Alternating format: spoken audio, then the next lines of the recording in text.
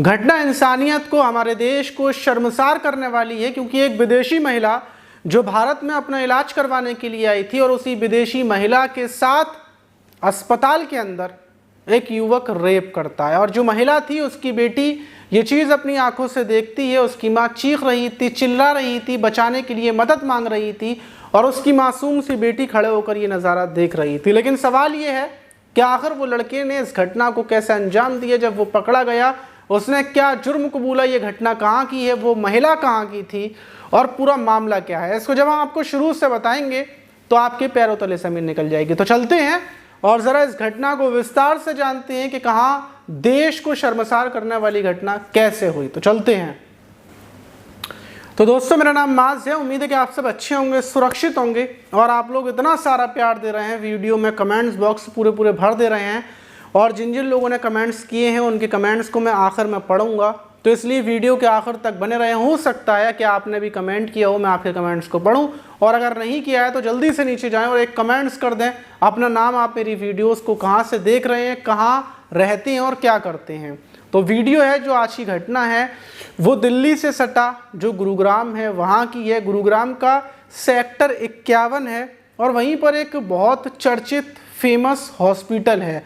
Hospital का नाम आर्टेमिस्ट है, जो प्राइवेट हॉस्पिटल है, काफ़ी बड़ा हॉस्पिटल है, नामी गिरामी, शायद आपने सुना हो।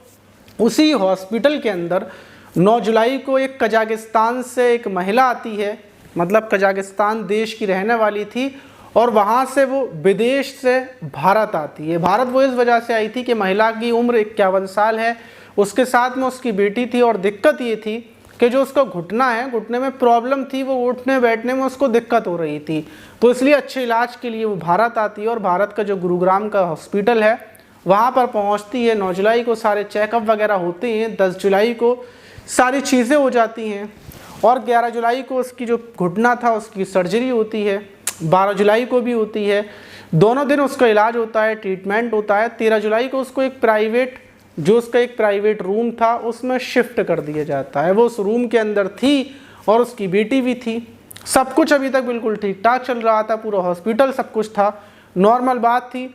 लेकिन जब 14 जुलाई की सुबह हुई, लगभग सुबह का टाइम होगा 10 बजे का टाइम, और उसी बीच सेक्टर 50 पुलिस के पास फ़ोन आता है। एक लड़की का फ़ोन था, वो हेल्प इंग्लिश में बात कर रही थी, पुलिस से बोलती है कि प्लीज़ हेल्प मी, और जो हॉस्पिटल का उसका एड्रेस बताती है। पुलिस जब देखती है कि दूसरी तरफ से एक लड़की इंग्लिश में हेल्प मांग रही है, बोल रही है कि फ़ौरन पुलिस वहाँ पर पहुँच जाए, तो पुलिस फ़ौरन वहाँ जो अस्पताल था, हॉस्पिटल था, वहाँ पर पहुँचती है। अस्पताल में जाती है तो ढेर सारी वहाँ पर भीड़ लगी हुई थी और जो अंदर एक 50 साल की, जो 51 साल की महिला थी जो बेड पर लेटी हुई थी, वो रो रही थी, चीख रही थी, और एक लड़की भी थी उसके साथ में जिसकी उम्र लगभग 12 से 13 साल की होगी। अब पुलिस समझ नहीं पाती कि आखिर मामला क्या है। साथ में जो लड़की थी, उसका जो महिला थी, उसका पति भी था। पुलिस अस्पताल वालों से पूछती है कि आखिर क्या हुआ, क्या मामला है। सब जब पुलिस शुरू से जानती है तो पता चलता है कि जो महिला है इसकी सर्जरी 13 को हो गई थी और उसके बाद ये अपने प्राइवेट रूम में थी और सुबह के टाइम पर यही स्टाफ का कोई एक लड़का अंदर की तरफ आता है, इसकी बेटी को बाहर भेज देता है क्योंकि महिला दवाओं की वजह से बेहोशी की हालत में थी। और उसी बीच महिला के कपड़ों को उतारकर वहीं पर बेड पर महिला के साथ रेप की घटना को अंजाम देता है। जब महिला आधी होश में आती है, चीखती है, पुकारती है, तो उसकी बेटी अंदर कमरे में जाकर रूम में आती है और बेटी अपनी आंखों से देखती है कि वो शख्स उसकी माँ के साथ हैवानियत कर रहा है और इतने में ही युवक वहाँ से भाग जाता है। पुलिस, ये महिला का आरोप था, जो बेटी थी वो भी यही बात बताती है। पुलिस जांच पड़ताल करती है। जब युवक के बारे में पता किया जाता है तो पता चलता है कि युवक राजस्थान के तिजारा ज़िले के खेरतल का रहने वाला है, जिसका नाम ठाकुर सिंह है, जिसकी उम्र 24 साल है। वहीं पर वो जो स्टाफ है, देखभाल करने वाला स्टाफ है, नर्सिंग स्टाफ में ही वो कामकाज करता है। जब भी कोई मरीज़ या फिर पेशेंट को रूम में रखा जाता है तो उसकी देखभाल के लिए एक युवक या कोई भी रख दिया जाता है, जिसको हम नर्स बोलते हैं। तो वही वो स्टाफ है, देखभाल करता था। लेकिन उस दिन इस घटना को उसने अंजाम दिया। पुलिस फ़ौरन जांच पड़ताल में लगती है, युवक को गिरफ्तार कर लेती है। अब युवक से जब पूछताछ की जाती है तो युवक बताता है कि जिस दिन वो बूढ़ी महिला वहाँ पर आई थी तो उसकी खूबसूरती को देखकर मैं पागल हो गया था, क्योंकि मैं फ़ोन के अंदर वीडियोस देखता था विदेशी महिलाओं की, और ऐसे ही वीडियोस में देखता था। मेरे अंदर तमन्ना थी कि मैं विदेशी महिला के साथ ये सब कुछ करूं, जैसे कि वीडियोस में मैं देखता था। मेरे दिमाग में यही था। जो युवक था वो गंदी मूवियाँ देखने का एडिक्ट था, मतलब वो हमेशा गंदी मूवी देखता था। और जब आप गंदी मूवियाँ फ़ोन में देखते हैं तो आपके दिमाग में भी हर वक्त वही चलता रहता है कि आप भी ऐसा ही करें, ऐसा ही सब कुछ करें। आपने देखा होगा कि लोग फ़ोन में वीडियो देखते हैं और फिर वैसे ही करने की उनकी तमन्ना होती है। तो उसने विदेशी महिलाओं को देखा था, उसके अंदर यही तमन्ना थी और यही वजह थी कि उसके अंदर की हवस जाग जाती है। काफ़ी टाइम से वो उस महिला के पीछे लगा हुआ था, और जब वो देखता है कि 14 जुलाई की सुबह कोई नहीं है तो महिला के रूम में चला जाता है और वहीं पर इंजेक्शन लगाता है महिला को और वहीं रेप करने लगता है। लेकिन महिला की आँख खुल जाती है और वो आधी बेहोश और आधी होश में चीखने लगती है, चिल्लाने लगती है। उसकी बेटी आ जाती है। इस तरीके से खुलासा हो जाता है। अगर महिला ज़्यादा बेहोश होती और किसी को पता भी नहीं चल पाता तो महिला के होश में आने की वजह से ऐसा हो गया। लेकिन सवाल ये है कि कई अस्पताल ऐसे हैं जहाँ पर बेहोशी की हालत में भी ऐसा हो जाता है। अब सवाल एक ये भी है कि अस्पताल में जहाँ पर इंसान अपनी ज़िंदगी के लिए जाता है, कोई ऐसी पहली घटना तो है नहीं है, इससे पहले भी कई घटनाएं हो चुकी हैं, लेकिन विदेशी महिला के साथ ये घटना काफ़ी हैरान करने वाली है। आप देश के हैं तो आपके साथ क्या हुआ, तो इसलिए अस्पताल में कोई भी है उसके साथ हमेशा एक मेंबर को होना ज़रूरी है। ये जो है क्या सिर्फ पेशेंट अकेला रहेगा तो ये गलत है। आप इस घटना पर क्या बोलेंगे कि युवक को क्या सज़ा मिलनी चाहिए? और बात करते हैं उन लोगों की जिन लोगों ने इससे पहले वाली वीडियोस में कमेंट्स किए हैं। तो अगर आपने कमेंट नहीं किया है तो जल्दी से नीचे जाएं, फिर मैं आपको कमेंट्स पढ़ूंगा। तो कमेंट्स को पढ़ते हैं। ये कमेंट किया है शान आलम ने। ये बोल रहे हैं अस्सलाम वालेकुम माज भाई, मैं रामपुर के पास का बैजान गाँव है वहाँ रहता हूँ। मैं आपकी सारी वीडियो देखता हूँ, आपकी वीडियो से बहुत कुछ सीखने को मिलता है, समझते भी हैं। तो शुक्रिया शान आलम भाई और वालेकुम अस्सलाम।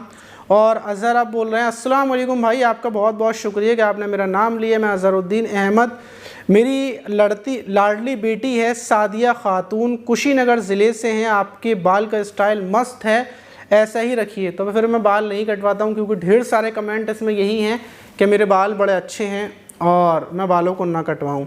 तो आपकी जो बेटी हैं सादिया खातून जो कुशीनगर ज़िले की हैं, उनको भी हमारी ढेर सारी दुआएं, वो खुश रहें और आप सब लोग खुश रहें। और ये कमेंट किया है अंजलि राज ने, सर आप एक नेक दिल और बहुत अच्छे इंसान हैं और आपके ऊपर बड़े वालों वाला लुक जमता है, आप ऐसे ही रहने दीजिए। तो फिर आप लोग बोल ही रहे हैं तो फिर मैं क्या करूँगा, क्योंकि जब आपको पसंद आ रहे हैं तो फिर क्या बात है। अपनी पसंद तो वैसे भी मुझे पसंद ही है। तो शुक्रिया अंजलि जी आपकी, आपने बताया, एडवाइस दी। फिर बड़े बाल रहने देते हैं और चलते हैं नीचे की तरफ। अगर आपने अभी कभी तक कमेंट्स नहीं किया है तो जल्दी से नीचे जाएं, मैं लाइव कमेंट पढ़ रहा हूं, तो जल्दी से आप जाकर कमेंट कर दें, फिर मैं वीडियो में कमेंट पढ़ूंगा। ये बोल रहे हैं माज भाई मेरा सलाम अदा, आपकी वीडियो काफ़ी समय से देखता हुआ आ रहा हूं। मैंने आपके सारे चैनलों को सब्सक्राइब कर रखा है और सभी को मैं देखता हूं हमेशा। मेरा नाम Anil Jagid, all India tourist गाड़ी चलाता हूं। मैं राजस्थान के भरतपुर से हूं। राजस्थान के भरतपुर के पास जो फतेहपुर सीकरी है, हम वहां पर कई बार आए हैं और भरतपुर भी एक आध बार जाना हुआ है, क्योंकि भरतपुर के अंदर एक हॉस्पिटल है जो काफ़ी बड़ा हॉस्पिटल है, तो शायद उसके पास आसपास में आया था, अस्पताल के आसपास।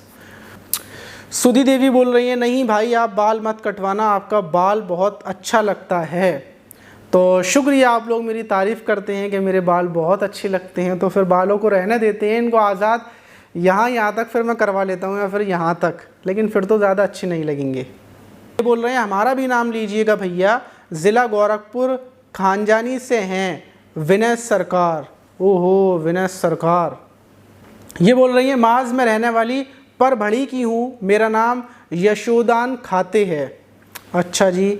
और डायनामो बोल रहे हैं हेलो माज ब्रो, इनका नाम डायनामो नहीं है, वैसे इनका नाम है ऋतिक सेठ।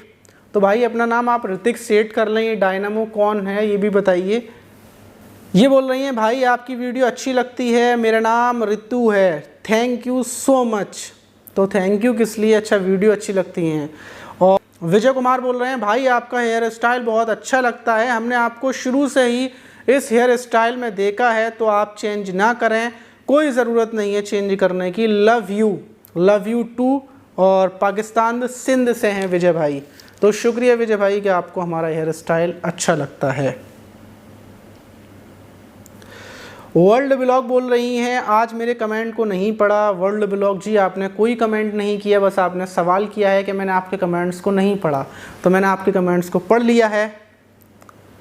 ये बोल रहे हैं माज भाई गुड नाइट, आप कैसे हो भाई? मैं अजय अहमदाबाद से कंप्यूटर खदाई का काम करता हूँ। मैं अजय अहमदाबाद से। गुड नाइट माज भाई।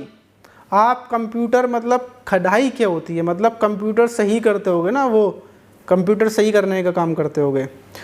और ये कमेंट किया है महादेव वर्मा ने। ये बोल रहे हैं माज भाई मैं 3 साल पहले से आपकी कहानी सुनता हुआ आ रहा हूँ, जो आपने वीडियो बनाई थी लंदन की जिसमें एक तोता गाली दे रहा था, तब से मैं आपका सब्सक्राइबर हूँ, डेली लाइक करता हूँ। भाई आपका कमेंट्स पढ़ने के बाद मेरा दिल अंदर से खुश हो गया, क्योंकि ये वीडियो मुझे भी याद नहीं थी। फिर मैंने याद किया कि ये कौन सी वीडियो थी, तो मुझे याद आई कि एक पार्क के अंदर एक तोता था और वो तोता काफ़ी अच्छी नस्ल का था, तो लोगों ने उसको गालियाँ सिखा दी थी, तो जो भी वहाँ पर आता था वो उसको गाली देता था। तो ये बात मुझे अभी याद आई है और बहुत अच्छा लगा कि आपको मेरी इतनी पुरानी वीडियो याद हैं, और शुक्रिया आपका। वर्ल्ड ब्लॉग बोल रही हैं सर जी मैं भी ऐसी कहानियाँ सुनाना चाहती हूँ, कैसे इन्फॉर्मेशन निकालें और कैसे आप बताइएगा ज़रूर। तो आप कहानियाँ सुनाएं, कहानियाँ मतलब आपको मिल जाएंगी, गूगल पर जाएं और डाल दें कि मतलब आज की क्राइम की क्या ख़बर है, या फिर मैं आपको दे दूँगा, आप मेरे बदले सुनाना चालू कर दें, मुझे और अच्छा लगेगा। ज़रूरी नहीं है कि मतलब एक ही इंसान सुनाए, कोई भी सुना सकता है। हर इंसान के अंदर कुछ ना कुछ क्वालिटी ज़रूर होती है। देखिए अगर आप हैं तो आपको ऊपर वाले ने बिना वजह नहीं बनाया, ज़रूर आपके अंदर कुछ ना कुछ क्वालिटी होगी, इसलिए अलग अलग काम कर कर चेक करना चाहिए। मैंने भी काफ़ी सारे काम किए, कभी कुछ किया कभी कुछ किया, अलग अलग चीज़ों को ट्राई किए, फिर मुझे एहसास हुआ कि मतलब मैं ये सुना सकता हूँ, ऐसा कर सकता हूँ। और भी अगर मैं चीज़ें ट्राई करूँगा तो हो सकता है किसी और चीज़ में भी मैं एक्सपर्ट हूँ। हर इंसान के अंदर कुछ होता है, तो इसीलिए अलग अलग चीज़ें ट्राई करें और जिसमें आप परफेक्ट हों वही काम करें। ज़रूरी नहीं है कि आप पढ़ लिख कर क्या बन रहे हैं, क्या बनना चाहते हैं, मतलब ये सब ज़रूरी नहीं है, लेकिन आप जिस चीज़ में परफेक्ट हो गए वही उसी चीज़ के लिए आप बने हैं। तो ट्राई करते रहना चाहिए, किस में कामयाबी मिल जाए कुछ नहीं पता। ये बोल रहे हैं हेलो माज भाई कैसे हो? मैं दिनेश बोल रहा हूँ भवनागर से। हेलो दिनेश भाई, मैं बिल्कुल ठीक हूँ, आप बताइए आप कैसे हो? फ्रेंड्स तो फिलहाल में ये वो कमेंट्स थे जो इससे पहले वाली वीडियोस में लोगों ने किए थे। अगर आप चाहते हैं कि मैं अभी आपके कमेंट्स को पढूं या फिर आपका नाम लूं अपनी वीडियो में, तो जल्दी से नीचे जाएं, अपना नाम और आप क्या करते हैं, मेरी वीडियो को कब से देख रहे हैं, और आपके दिमाग में कोई भी सवाल हो मुझे लेकर कुछ पूछना चाहते हैं तो नीचे कमेंट बॉक्स में आप पूछ सकते हैं। अगली वीडियो में पक्का मैं आपके नाम को लूँगा, आपके कमेंट्स को इग्नोर नहीं किया जाएगा। और सबसे बड़ी बात, एक ही कमेंट्स में आप कर सकते हैं या अलग अलग मैं भी कर दें, मैं आपके कमेंट्स को पढ़ दूंगा। तो मिलते हैं किसी और वीडियो में, जब तक के लिए अपना ख्याल रखें, सुरक्षित रहें, सावधान रहें। मिलते हैं किसी और में।